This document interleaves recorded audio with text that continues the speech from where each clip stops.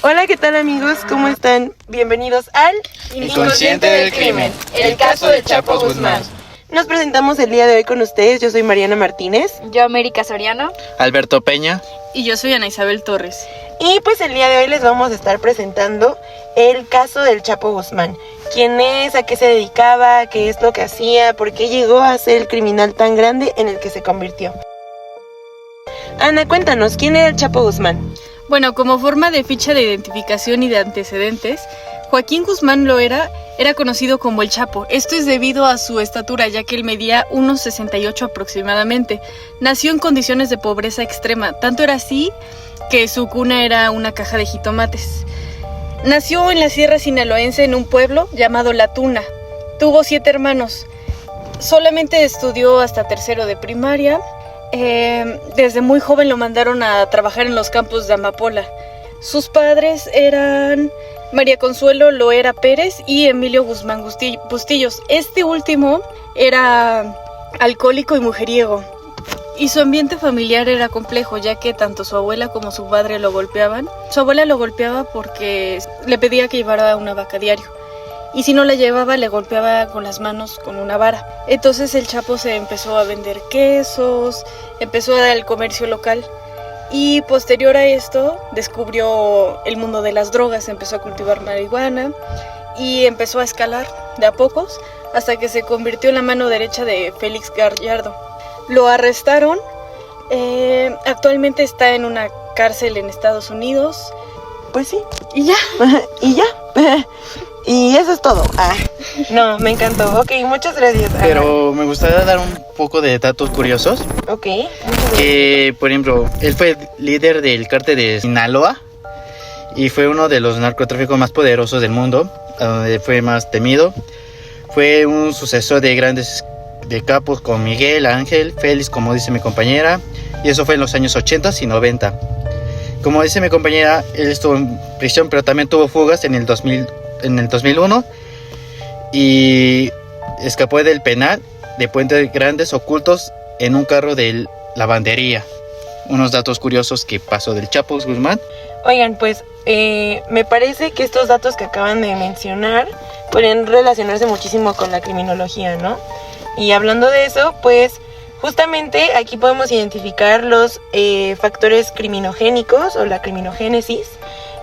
Pues son básicamente los factores y las condiciones que originan la inclinación criminal de una persona. En este caso, el Chapo tiene una combinación ahí extraña de factores individuales, sociales y estructurales. Por ejemplo, en individuales tenemos pues el ambiente familiar precario, ¿no? Que mencionaba Ana. Nació en una familia campesina y de bajos recursos. Además, no se menciona en este momento, pero pues tuvo una escolaridad interrumpida porque abandonó la escuela en la primaria, y además tuvo una socialización temprana con el crimen, porque pues desde muy temprana edad empezó él a traficar y a cultivar drogas. Entonces esa es una de las cosas que pues es importante mencionar. Además también tuvo factores sociales, como la normalización del narcotráfico en su contexto rural, y pues una falta de oportunidades legales y de movilidad social, lo que hicieron que él pues tuviera que buscar cómo ganarse el pan de cada día, ¿no? ¿Qué opinamos al respecto, amigos? Justamente creo que se relaciona un poco con la criminodinámica, ya que pues principalmente el ingreso al crimen organizado, ya que inició como un trabajador del cártel de Guadalajara bajo Miguel Ángel Félix Gallardo. Él tuvo un ascenso en el poder, ya que fundó el cártel de Sinaloa tras la fragmentación del de Guadalajara, consolidándose como un líder gracias a su capacidad logística. O sea, el mero mero. Sí. Él tuvo mucha innovación criminal, ya que impulsó rutas subterráneas, es decir, narcotúneles, para poder lograr sobornos sistemáticos y ejercer violencia extrema para controlar los territorios. El uso del terror como una herramienta fue lo que ocasionó varios asesinatos públicos, masacres y castigos ejemplares para poder tener el control, que es lo que ya se ha mencionado. Y la reconfiguración del poder narco, ¿no? Ya que tras su captura el cártel se mantuvo activo y logró construir una estructura criminal autosuficiente. Sí, justamente retomando lo que dice Same, pues uno de los factores determinantes que fueron los que propiciaron su inclinación hacia la conducta delictiva, pues fue uno, la pobreza, extrema y exclusión social, que ya dijimos, ¿no? Además, pues la deserción escolar que acabo de mencionar, además de la falta de acceso a una educación formal, fueron cosas que pues lo llevaron a irse por esta conducta delictiva. Además, el entorno familiar y comunitario muy vinculado al narcotráfico y además sumamente violento, uno de los temas como más controversiales, ¿no? El modelo de la masculinidad violenta y dominante que había en su casa, con un padre alcohólico y violentador. Además de una debilidad institucional y corrupción que pues claramente vivimos todavía hoy en día en México, y pues una ausencia de figuras normativas y autoridad protectora. O sea, no había un padre muy presente y pues había un modelo criminal que estaba ahí, presente en su vida. Justo como comentas, Mar, creo que también es importante abarcar los factores protectores. Recapitulando, los factores protectores son los factores que, si hubieran estado activamente presentes, se hubiera podido prevenir un desarrollo criminal del Chapo. Como primer punto, pues la educación continua y de calidad. Si hubiera existido este apoyo económico, becas o algún lugar en el que él se pudiera haber desarrollado, hubiera sido lo ideal. Las políticas públicas de desarrollo rural y las oportunidades reales para la movilidad social de él y de su familia, la presencia de referentes masculinos, pero no violentos y no criminales. Justamente. La intervención institucional efectiva desde la niñez, es decir, que hubiera habido protección, salud mental, orientación, los accesos a espacios culturales, deportivos o comunitarios, ya que podrían haber canalizado su liderazgo a un liderazgo positivo y hubiera podido encontrar otras áreas en las que se pudo haber desarrollado más, y en la aplicación de justicia pronta y sin corrupción, para pues que se desincentive la impunidad del Chapo. Bueno, pues ya hablamos mucho sobre el Chapo y vamos a seguir hablando del Chapo, pero ya hablamos mucho de su historia, ¿no? Y de los factores que pudieron llevarlo pues a ser quien es, ¿no? El criminal más conocido, creo yo, de México, en México y alrededor del mundo. Pero les queremos hablar específicamente de su conducta criminal y específicamente de asesinatos que llegó a cometer. Esta información la obtuvimos de parte del New York Times en español. Le hicieron una entrevista, más bien fue información recabada en el juicio de Zambada Beltrán Leiva. Sí, de Zambada Beltrán Leiva. Y pues bueno, él comentaba como varios asesinatos y casos que hubieron pues alrededor de la conducta y de la carrera criminal del Chapo.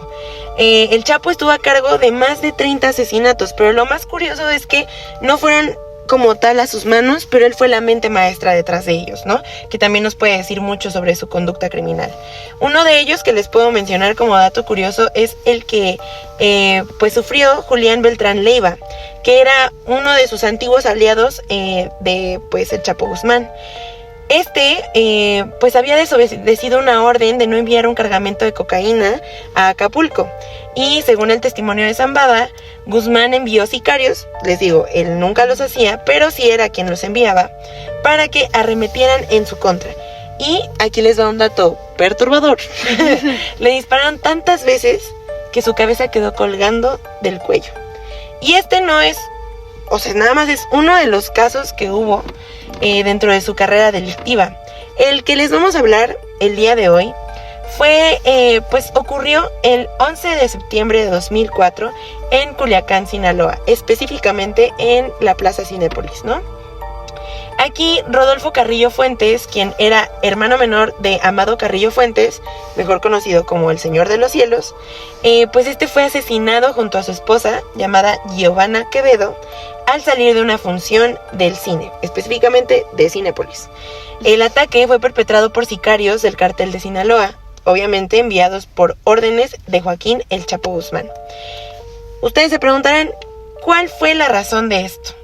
Bueno, pues la razón fue que en una reunión que hubo para hacer las paces entre Carrillo Fuentes y el Chapo Guzmán, que tenían ahí una rivalidad, una guerra entre narcotraficantes, que era específicamente el cártel de Sinaloa que era del Chapo, y el cártel de los Zetas, que era de Carrillo Fuentes, pues al hacer una reunión para hacer las paces, el Chapo le extiende la mano a Carrillo Fuentes y no le responde el gesto. Le dice, te creas.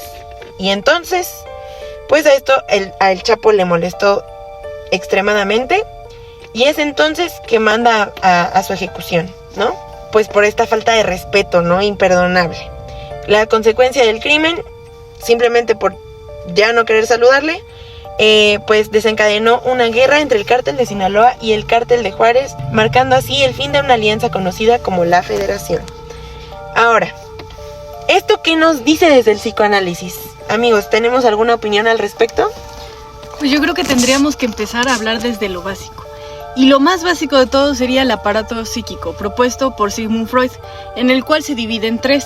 Recordemos que el ello es el encargado de las funciones primitivas como el deseo, el placer, y podemos notarlo en estos casos manifestado en situaciones como la búsqueda del deseo y el poder mediante el narcotráfico, la falta de moralidad, la búsqueda de la capacidad adquisitiva, la evasión de ley, la práctica de la violencia. Y en cuanto al yo, recordemos que el yo es una función mediadora del ello, y está entre el ello y el superyo, y se puede ver representada en la siguiente manera. Si bien Joaquín hacía uso de la violencia, esta era planificada, analizada y estratégica, por lo que se puede decir que no era impulsiva. Además de que se trataba de posicionar como el héroe de Sinaloa en la búsqueda de la adaptación social. Y ya por último el superyo, que recordemos que el superyo es el que se adapta a la parte ética, moral y social. En este caso el del Chapo, aunque podría parecer distorsionado, pero él creía que sus actos violentos eran una forma de luchar contra la corrupción del gobierno, y esa lucha lo hacía creer que estaba protegiendo a su comunidad, además de que tenía una familia por la cual se preocupaba. Entonces ahí podría ser como su estructura del superyo. Pero ¿sabes qué es? Mira, como más curiosidad, yo siento que puede ir más por la parte del inconsciente, ¿sabes? Que es algo que se basa día a día. Que por eso es que toman esos tipos de decisiones y actúa de esa manera por el tipo de hombre que fue en su infancia y como su comportamiento que tuvo en todo eso. Y yo creo que más que nada también fue como el deseo de su inconsciente, de como dice del caso que pasó, del poder que él tiene o que siente él que tiene el poder con el acto que hizo con ¿cómo? Carrillo Fuentes. Con Carrillo Fuentes, exacto. Entonces siento que por eso fue que también cometió esos tipos de actos de crimen para mostrar el poder y el temor a que no te tienes que meter conmigo, ¿sabes? Siento que más que nada se basó en esto. Justo, Beto, como decías hace un momento, pues el poder, ¿no? Y el deseo, pues sí estaban como muy, muy relacionados con la forma en la que el Chapo tenía su carrera delictiva.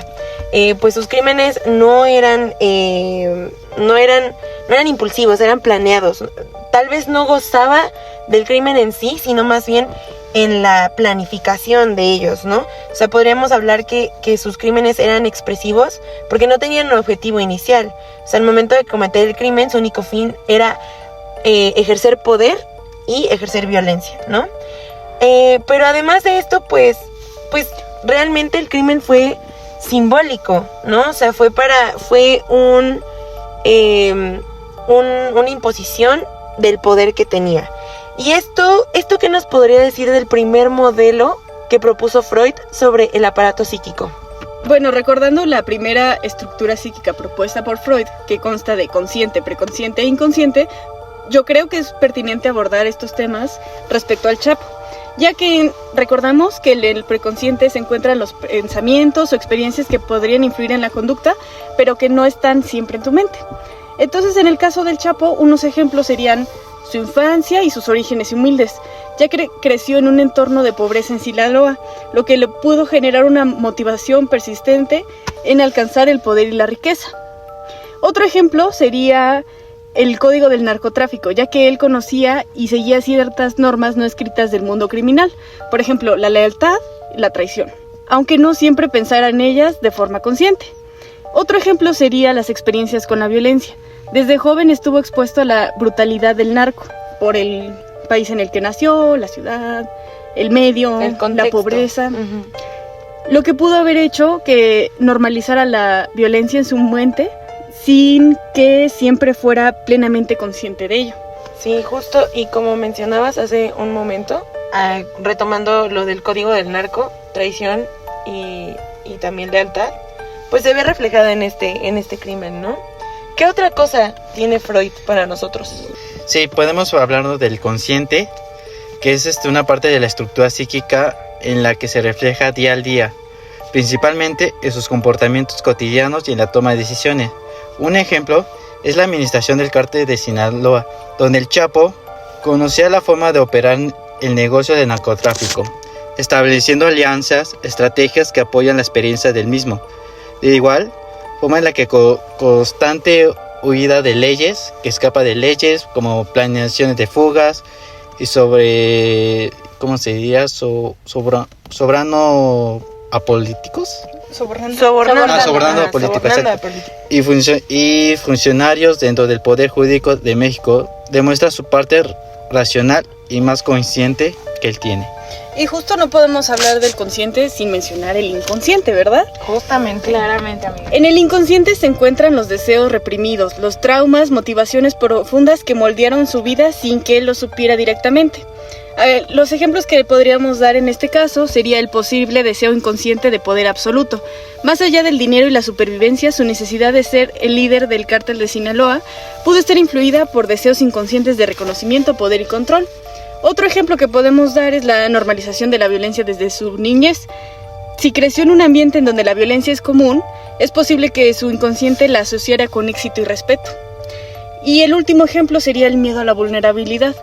Su paranoia extrema y su necesidad de dominar pueden relacionarse con un miedo inconsciente a ser débil o a ser controlado. Justamente, y esto habla perfectamente del caso que les presentamos hoy, ¿no?